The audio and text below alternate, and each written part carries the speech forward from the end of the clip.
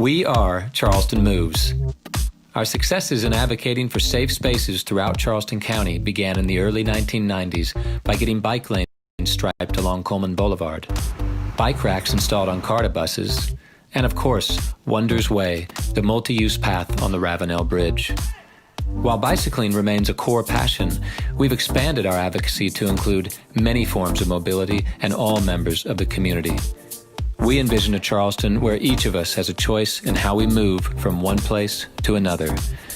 These choices influence how often we spend time with family and friends, the quality of food we eat, our access to health care, where we learn, work, and play, and how we interact with our natural environment.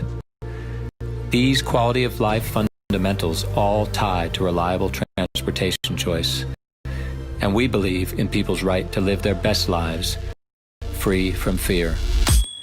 So we work to connect communities through our priority projects, the Ashley River Bike and Pedestrian Bridge, North Bridge to Cosgrove Avenue, Battery to Beach, Rethink Folly Road, and so many more.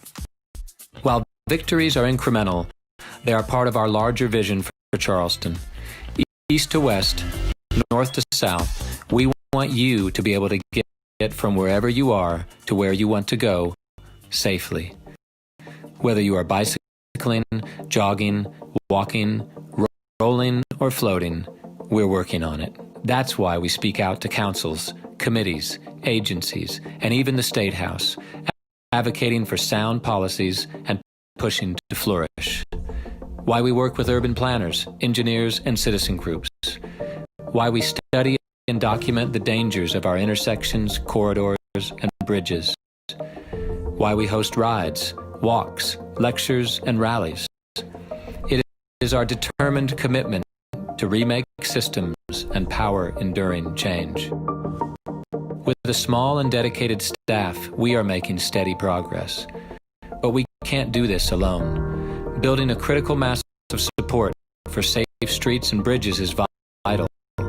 So please follow us on social media and sign up for our newsletter for calls to action, advocacy updates, and ways to help. There are many small moments where our collective voices make a huge difference. So that's why we ask you to weigh in on the record, sign petitions, and speak up. So whether you need to move slowly and safely, or you're concerned about climate change, or you need a safe route to ride to work, we got your back. Because the streets belong to everyone. Pedestrians and school kids, people on bicycles and in buses, citizens in wheelchairs and with canes, mopeds, motorcycles, and cars. All of us moving safely together. Because when Charleston moves, so do you.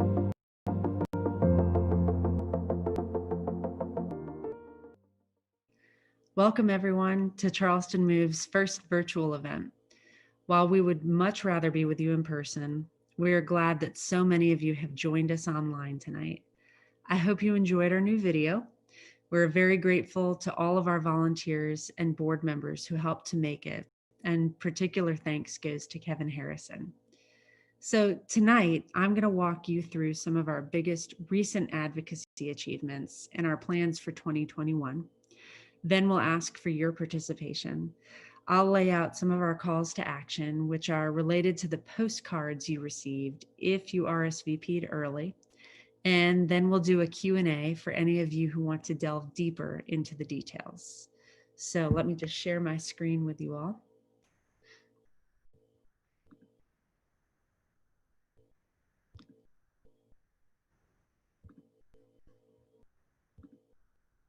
All right.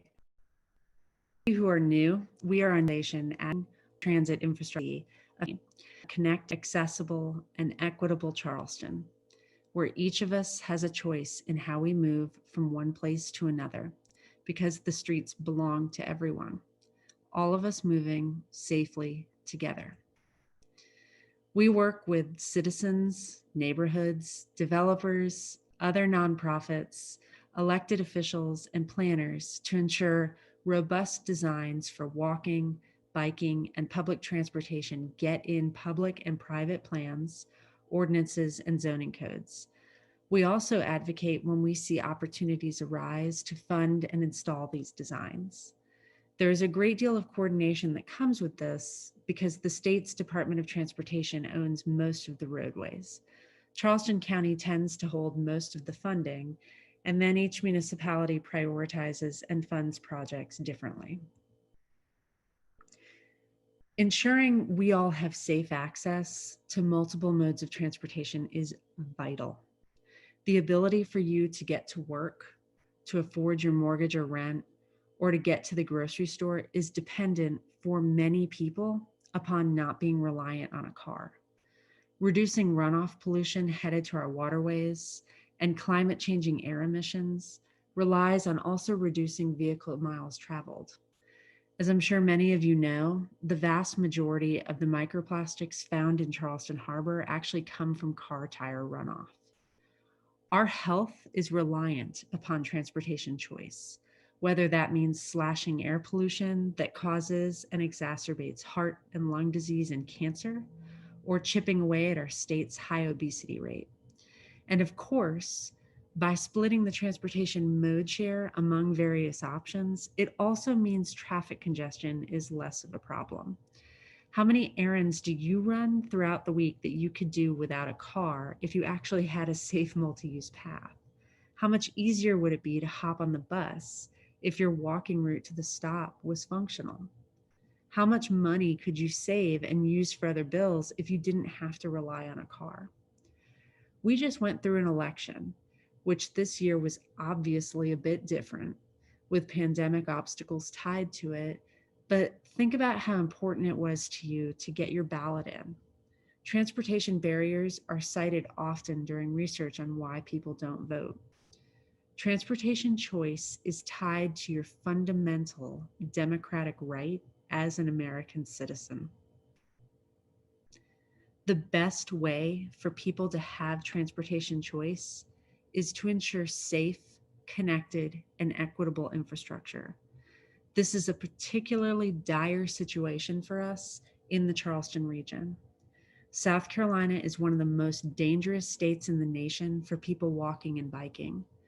Our state's senior and Black citizens are disproportionately harmed while walking and biking. And Charleston County is officially the most dangerous area in the state for vulnerable road users. But we are making progress. Our advocacy protected hundreds of thousands of dollars in funding for the area of the Maryville Bikeway and St. Andrews Boulevard in West Ashley, as well as bike lanes on Coleman Boulevard in Mount Pleasant. We have participated heavily in the design discussions around the already funded Rethink Folly Road improvements for segment 1 from Ellis Creek just past the Walmart. These improvements will include widened sidewalks and bike lanes with the added layer of green visibility striping in the bike lanes. 3 intersections will be safer for pedestrians, and bus shelters will be shifted for safer access. We rallied the troops to ensure a multi-use path is added to the Limehouse Bridge to Johns Island, with additional bike ped connections to the West Ashley Greenway, the new Stono County Park, and the Bees Ferry multi-use path. We also engaged to ensure a multi-use path, safe crossings, and functional bus stops are in the Glen McConnell Parkway project. We have advocated for multimodal improvements to Maybank Highway on Johns Island since 2008.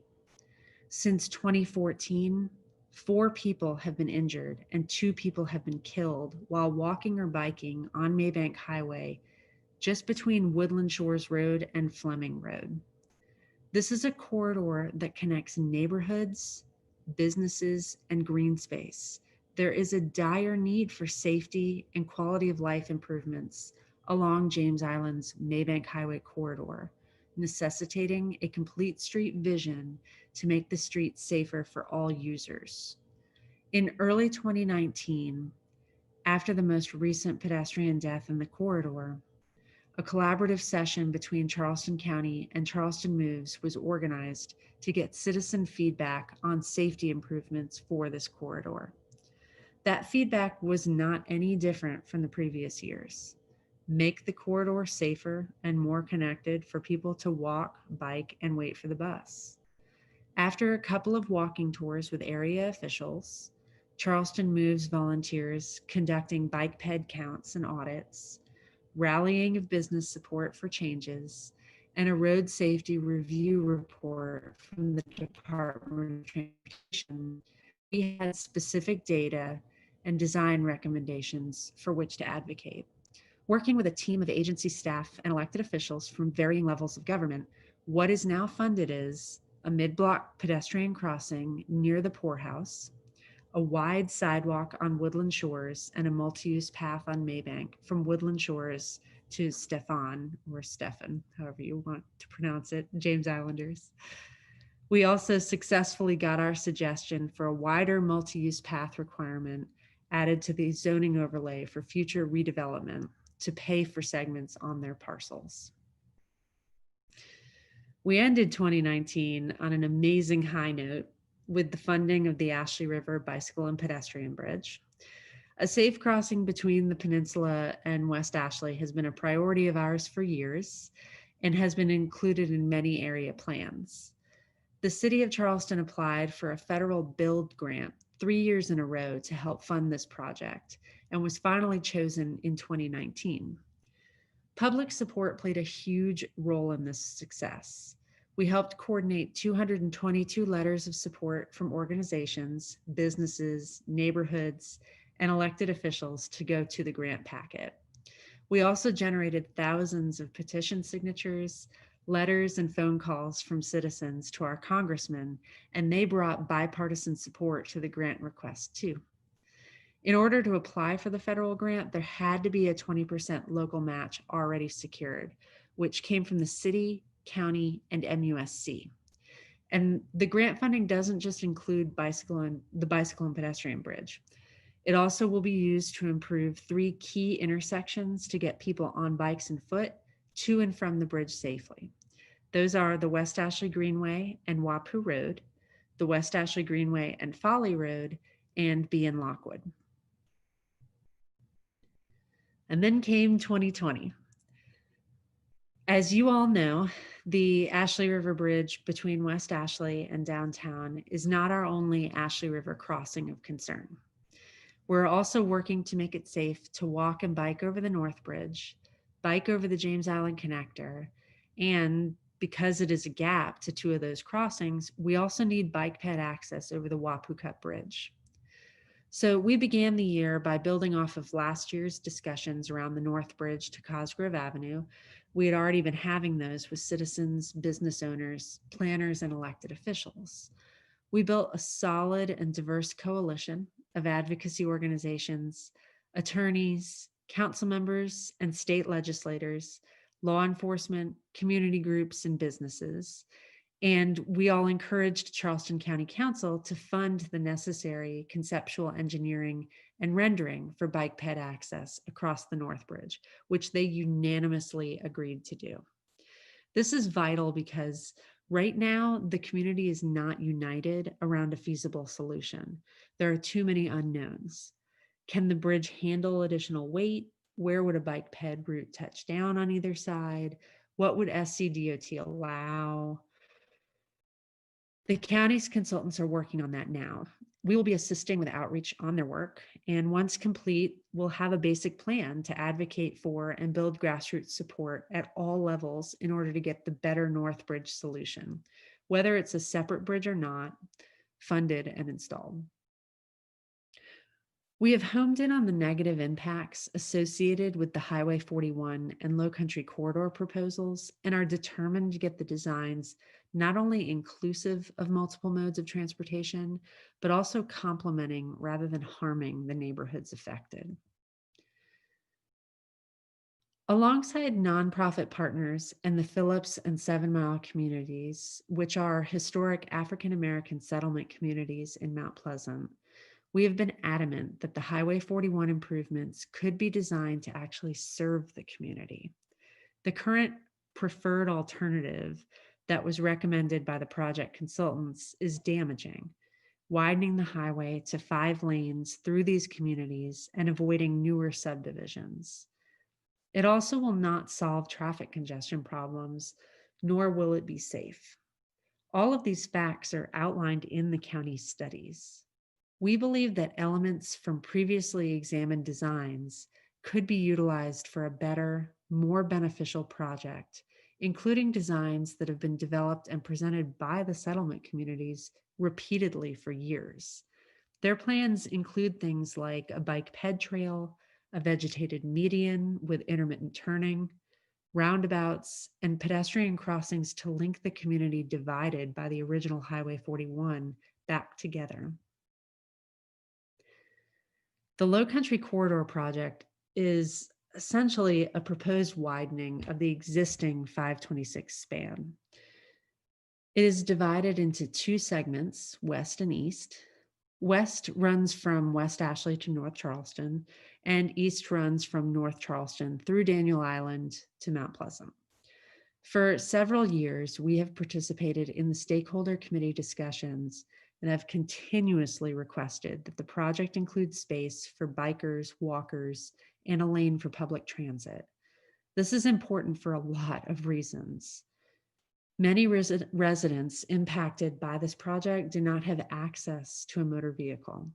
This project needs to include modes of transportation that the affected communities can utilize.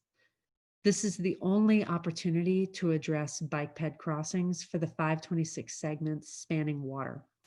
The Westmoreland Bridge, the Don Holt Bridge, and the Wando River Bridge are all prime opportunities to connect the region for people to bike and walk. Missing this opportunity would be on par with not building Wonders Way on the Ravenel. The Berkeley-Charleston-Dorchester Council of Governments has analyzed transit patterns and determined feasible expansions for public transit routes throughout the region. This includes future bus rapid transit routes, as well as good candidates for express and commuter routes, particularly tied to park and rides. The 526 corridor improvements could, if done right, be an excellent transit link. The SCDOT has said repeatedly that they understand we cannot widen our way out of traffic congestion. We have to split the mode share. Further, there will be significant air pollution, health, and flooding impacts associated with a project that is simply focused on the movement of cars. Providing multimodal could help mitigate those negative effects. The community should not be further divided by a highway. This project should focus on assisting with a multimodal grid, better connecting community members, whether or not they rely on a car. Many members of the community were already impacted when this highway was first built. After repeatedly making the case for multimodal to be included in the project for years, in coordination with the affected municipalities and asking you all to submit comments in support of that aspect, we began working on a resolution that was recently passed by the BCD-COG Board of Directors in support of multimodal with the cost paid by the state and feds. Just recently, we have finally made some progress. Next week, we are participating in a workshop alongside relevant government agencies to delve into the details of including a multi-use path along the route. And the DOT has actually submitted a permit application to the Army Corps that includes a basic path in its renderings.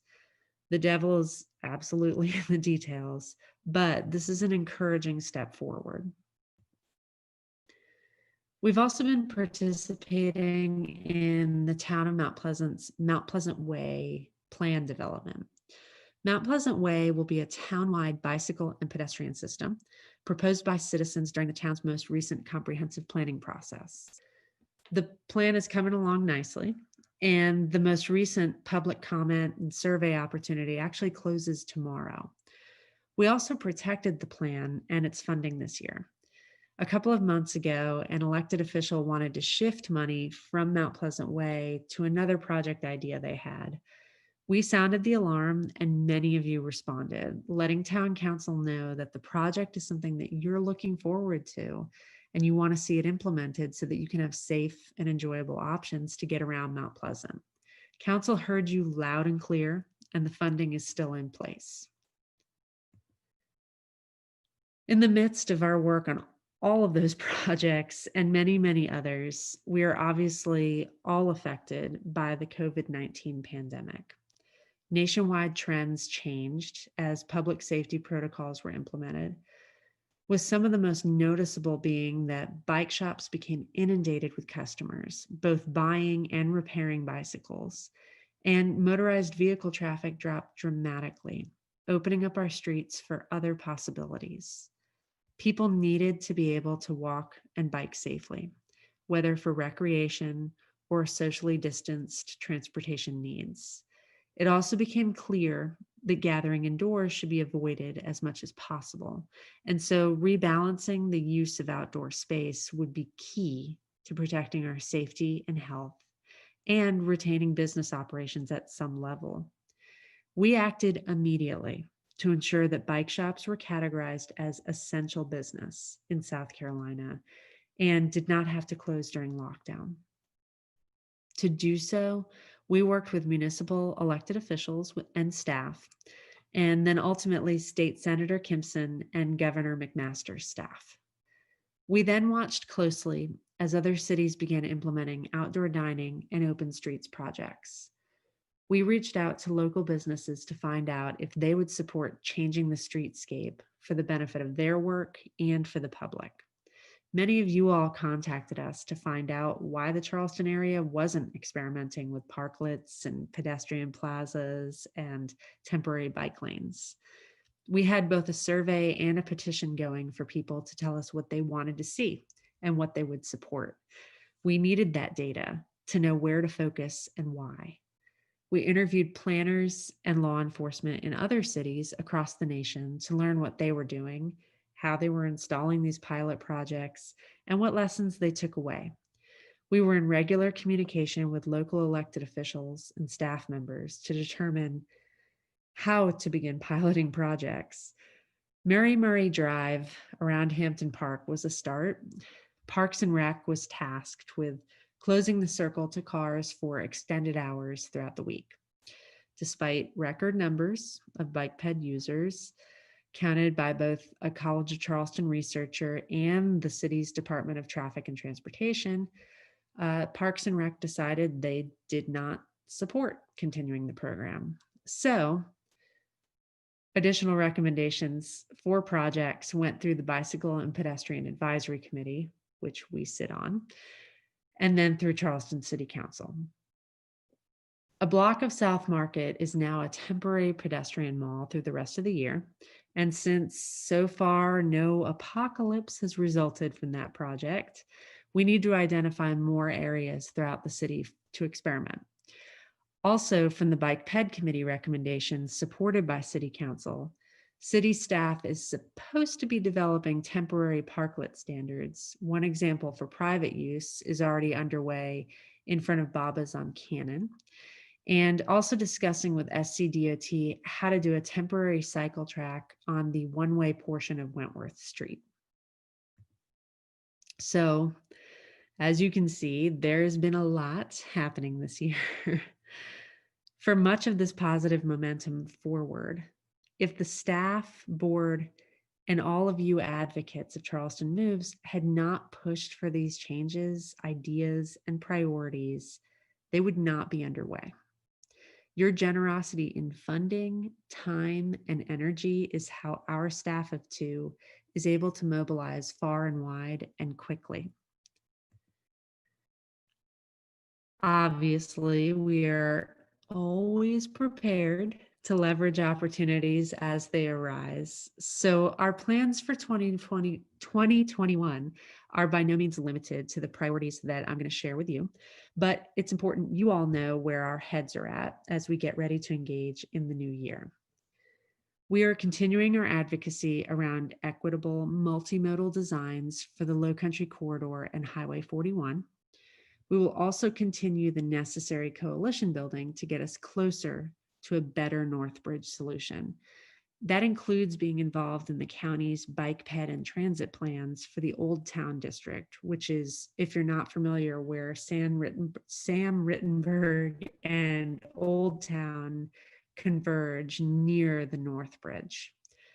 We're still organizing around a safe crossing where the Maryville Bikeway meets St. Andrews Boulevard.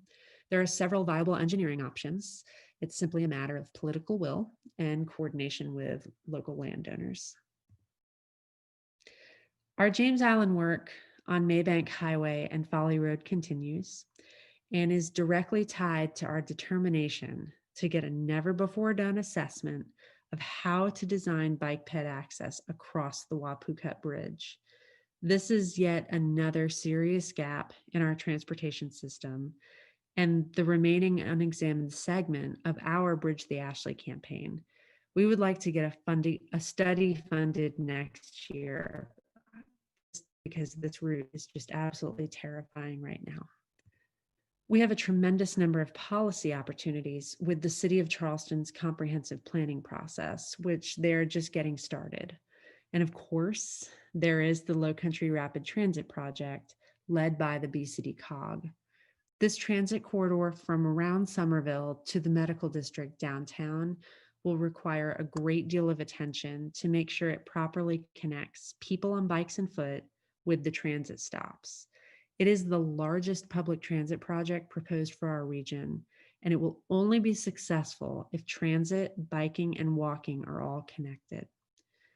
To reiterate, these are just a few of the projects that we have our eyes on. And so with that, we want to hear from you.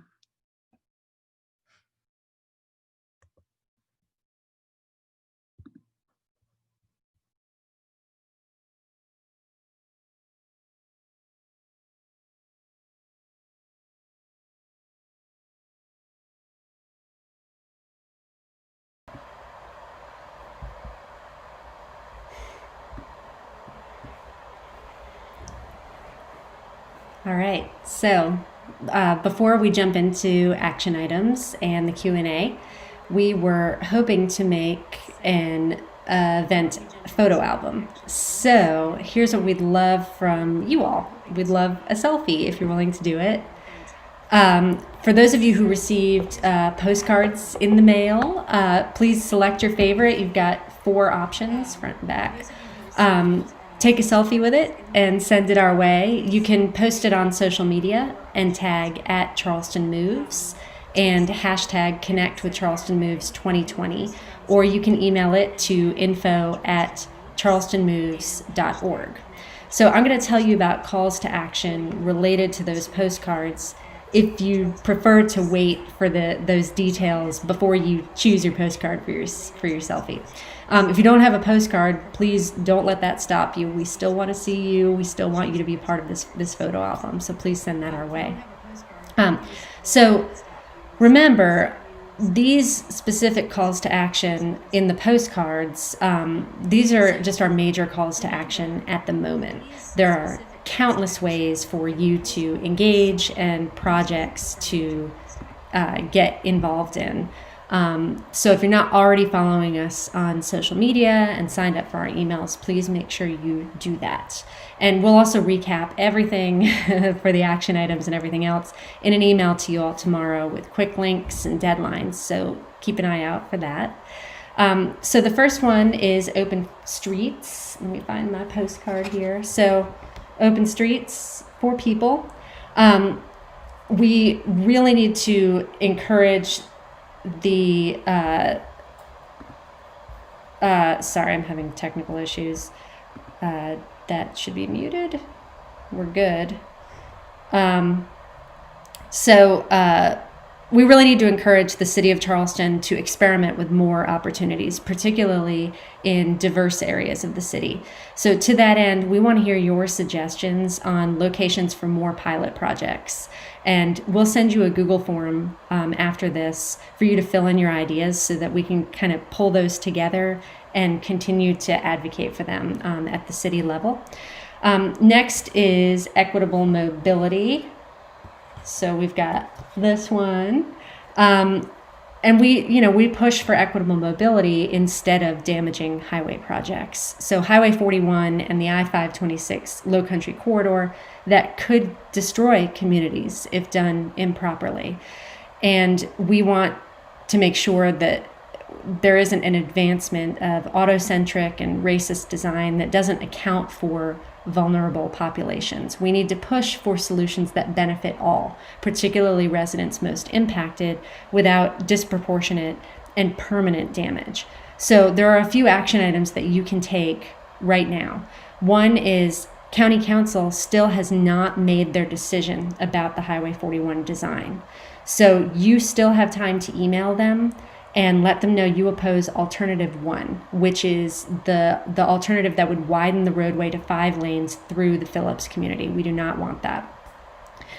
Second, for the I-526 Low Country Corridor project, a virtual public hearing opened today for that project. And so we will make sure to get the information out to you and also pull together some information. We are going to do a deep dive into all of those materials, the draft environmental impact statement, and provide you all with our highlighted comments so that you have something that you can work from.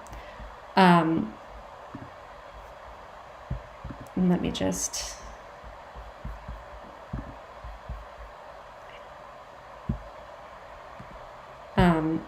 make sure we're good there, and everything should be muted on my end. So, and then sorry about that. Finally, for Mount Pleasant Way, this one right here, we still have one more day to weigh in on the proposed design of this beneficial project. So we'll follow up with that link so you can make sure to submit your input to the town's design team by their November 13th deadline. This is going to go in front of Town Council next month for their review. And then lastly, Bridge the Ashley. Remember, like I said, this campaign is about not only ensuring the Ashley River bicycle and pedestrian bridge and associated intersections are installed and improved, but also about working to get bike ped access for the North Bridge, James Island Connector, and Wapu Cut Bridge. We have an ongoing petition for this campaign, and we rely on those signature numbers as support whenever opportunities arise. When we're meeting with elected officials, when we need to provide support letters. We've used it fairly often already, and it's really, really helpful. So make sure you have signed that petition. Even if you already signed, you can't remember, you don't know, sign it again. We always remove the duplicates. We are very careful about that. So you can't harm the movement, you can only help it by going in and signing. In addition, if you received a packet in advance of this, you would have received a Better Northbridge pen in your mailed packet. Keep that website on the pen handy. That's where we're going to update you on the consultant's report, next steps, and ways to assist. We've got a meeting coming up very soon with the consultant. And finally, if you are in a position to donate to Charleston Moves to support our Safe Streets advocacy, we would be very grateful. Many of you have already given tonight and leading up to tonight, and we are so humbled to see that. Because of your generosity, we are extremely close to hitting our goal. And like everyone else, the pandemic has affected us. Your devotion to our work is wonderful and amazing. And the easiest way to give right now, if you're in the mood at this very moment, you can text MOVES to 202-858-1233, and I know Savannah is popping that in the chat as well. If you, with my stuffed up nose all the time, who knows what I say. So now let's get into the Q&A. You can enter your questions into the live chat. I'll answer as many as I can, but if we don't get to yours and you've got some extra time tonight, we're going to do an after party green room via Zoom, and Savannah will remind you of that link in the chat as well. So let's check out if that. All right, so we've got a good question, which is that the bicycle and pedestrian bridge that is being built right now in between the two existing Ashley River bridges? And that's a really good question. We get that on a weekly basis. And no, that is not the bike ped bridge, unfortunately. But fortunately, it is a pump station, something that the city's been working on for quite some time. and it is related to addressing flooding in the Fishburne area. And that's been a project that's been in the works for designed and examining flooding, tidal gates, how everything is interrelated. And the city's hoping that pump station being constructed will finally address some of the flooding issues. But it is not related to the bicycle and pedestrian bridge, unfortunately. So another good question is, what are we going to see with the North Bridge and what we've been working on? So I think that is related to what I mentioned earlier, which is with our coalition of folks, and we had a lot of you all weighing in as well, to county council. They did agree to fund the necessary study for the North Bridge. And I know we're all sick of studies, but in this instance, we had to have it because the answer is not clear about how to provide bicycle and pedestrian access across the North Bridge or adjacent to it. So the consultant has just gotten started, and they are convening a meeting with us and some of the relevant agencies coming up very soon. We're going to be helping with the outreach on that because we want to make sure that plenty of people are weighing in on what they'd like to see, especially people who already are forced to bike across that bridge. So we've been working on our outreach plan, a COVID-safe, on-the-ground outreach plan to make sure that we are getting to all of the communities that could benefit from that improvement, which would be obviously a substantial improvement. But I'm not, it's going to take a while for us to get the infrastructure in place. We're going to have to, once the study is done and we all know what the solution is that we have to rally around, then we're going to have to do similarly to what we did for the Ashley River Bridge. We're going to have to really start rallying, identifying financial support options, working with different levels of government, figuring out how to fund that solution. So here's another, this is a good question. So is Coleman Boulevard from Shem Creek to the Ravenel Bridge going to get paved with a new bike lane? The current road and bike lane is a disaster and dangerous because of its condition. So that's a very timely question because we actually were just communicating about a week ago with the town of Mount Pleasant's transportation staff. You might have seen that they are getting ready to do the improvements for the intersection at Patriots Point and the bridge at the end of Coleman.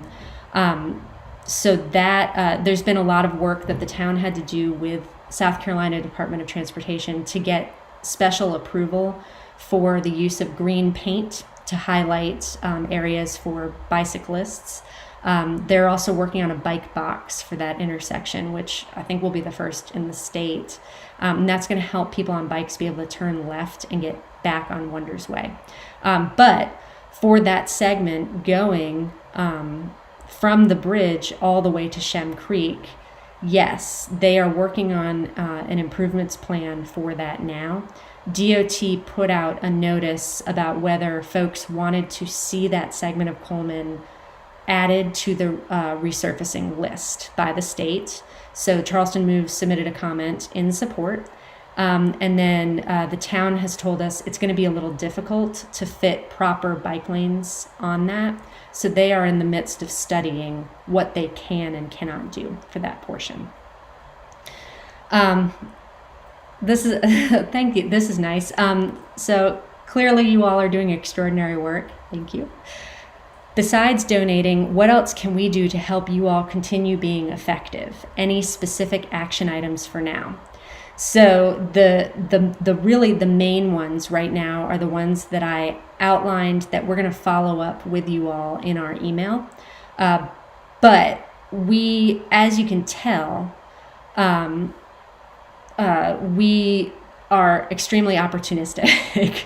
So things pop up all the time that we are able to have an opportunity to weigh in on, and we need the public's support as well on that. So when we put out on our social media or via our action alert emails that there's an opportunity to let the staff of, for example, the staff of town of Mount Pleasant know that you would support bike lanes on that segment of Coleman, once they figure out if a design is going to work. When we put that call out to action, having you all weigh in, if they hear from, 10 to 20 people saying, yeah, we would love that, please do that, that helps bolster our advocacy, our conversations that we're having with staff and elected officials. And it also gives political coverage for whatever the elected body is to support what is proposed. So those 4 big action items that I laid out, those are the prime ones right now. But please keep an eye, because daily something pops up where you all have an opportunity to impact how electeds are thinking about these things. Let's see. Is the leadership in our city aware of all the civic design action occurring in other cities due to COVID? And do you feel they are more open to these inventions and more likely to shed bureaucratic obstacles? That's a really great question. So they are certainly more open to this type of thing now that we've been able to see what other cities have done. And I will also say, as a side note, it was an unexpected benefit that our city took so long to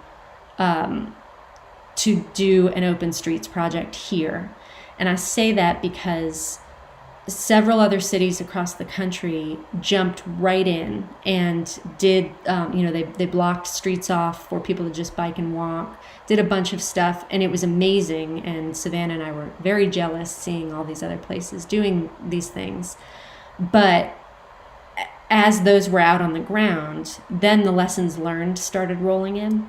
And one of those lessons was some of these temporary projects are not necessarily beneficial to communities that feel vulnerable. So, for example, one of the things that was done in New York City was police were standing out with a temporary blocked lane, and it made community members feel uncomfortable in their own neighborhood. And the city of New York realized that and pulled back on that. So we were able, because of the delay locally, there were a lot of lessons learned that we were also able to pull from. So that was a nice benefit. I don't think that the bureaucracy at the city of Charleston is going to change anytime soon. I will say that. And you can see that happening right now with the parklet discussion. What needs to happen with temporary parklets, which would be taking on-street parking spaces and converting them to a more beneficial use, even just temporarily. So a restaurant using it for outdoor dining during COVID, that's a great private use. And then a great public use would be maybe making more space for a bus stop for people to wait for the bus, and giving them more room and a bench to sit on and shelter. But the city of Charleston is very, very focused on design and aesthetics. So what they are working through right now with parklets is what would the city want to see, and what would their judgment be on those designs. And there's not really an efficient way that's been laid out yet for a person to just apply to the city to do a parklet. And that's really what's missing. If you could be mayor for a day or wave a magic wand and change one thing about Charleston transportation, what would it be? Wow. Okay, I'm only allowed to pick one thing. So if it's just the one thing, I don't want to just pick one. All right, I'll just pick one. It would be taking all of these fantastic studies that have been done off the shelf and implementing what's recommended in them. That's what I would do. And an example of that is the city did a great comprehensive parking study only 2 years ago. And it's got wonderful recommendations in it. One of the conclusions after extensive data analysis is that the city of Charleston does not have a shortage of parking. They have a shortage of wayfinding and helping people figure out where they can and can't park. The other conclusion from that study was if we invest more in bicycle and pedestrian and public transit infrastructure, we don't need as much parking as we have. So it would be a game changer for the city of Charleston if the city were to take that parking study and start actually working on the action items that the consultants laid out at the end of it. And that would be my wish. Let's see. Which organizations or government people are Charleston Moves' strongest allies? That's it. So our strongest allies, we have so many wonderful nonprofit friends that we work with. And depending on the issue, we have no shortage of partners who are willing to join us in what we're pushing for. We work with Metanoia, we work with Low Country Local First, we work with Conservation League, Low Country Alliance for Model Communities. So many. I mean, I shouldn't even list them all out because I'm going to leave out 100 of them. So we have a lot of really good friends in the nonprofit world who care about multi-mobility and also get the connections to the things that what their primary focus is. We work really well. I think, unless I'm really missing something. There are Department of Transportation staff members who are always good about when we're bothering them with questions and ideas, and they are responsive. Town of Mount Pleasant, City of Charleston, City of North Charleston. I mean, we have allies kind of everywhere, which is really, really nice. And even if we disagree on a particular issue, we have a good relationship, so it's okay to disagree. We can still come back together around something else. And we have a lot of elected officials are extremely supportive of what we do. I think the ones that maybe aren't as supportive aren't aware of what we do yet. And I had a great conversation recently with an elected official who was really appreciative about the conversation that we had about the difference between moving cars as quickly as possible through an intersection versus what's actually safe for everybody who's trying to use that intersection. And it was just a really good conversation. So I feel like we've got friends everywhere, it's a nice thing. Let's see. In the meantime, are there any strategies to calm down the traffic on the Ashley to 61 transition where a lot of bikers have to cross? More signage. Is that at the intersection split at 1761? Is that to calm down the traffic on the Ashley to 61 trans? Got it. I got it now. Sorry. That's a smart question. There aren't any right now. We should be working on that. I actually had to bike that split a couple of weeks ago when it was high tide and 61 was flooded as I came off the bridge. So I had to go on 17, and it was nighttime and it was terrifying. So there aren't, but I'm writing it down because we should be talking about that. So thank you for that. So I think it looks like the questions have slowed. Oh, never mind. Poor Savannah is trying to keep me on track. I read about a protected bike lane along Rutledge Avenue. Is this really in the works? If so, when would that come to life? And can you tell us more about where exactly that would be located? Okay, so the protected bike lane on Rutledge, it was actually a proposal for a cycle track. So that would be it would be a separated bike lane, and people on bikes could go two ways on it. And that was a rendering that was included in Charleston County's recent US 17 corridor analysis. And they've spent years putting together all sorts of different ideas on how to improve the 17 corridor from Avondale and West Ashley to about Cumming Street, where the crosstown hits Cumming Street. And so they also were including some examination of some of the side streets as well as you're coming off the crosstown or onto the crosstown. So they included a Rutledge cycle track for a few blocks on Rutledge. And that proposal couldn't have come at a better time, because a lot of the neighbors on Rutledge and Ashley are extremely concerned about safety along those stretches. People are driving quickly, plowing through stop signs, flipping over in neighbors' front yards. And then you also have a lot of folks who are commuting to work via bicycle. And it just, there needs to be some street calming. There needs to be some multimodal improvements. So that rendering is in the US 17 corridor study, which closes for comment soon. They basically put out a survey, and it's a bit of a confusing website, the way they have laid it out. But if essentially it's kind of a dream right now.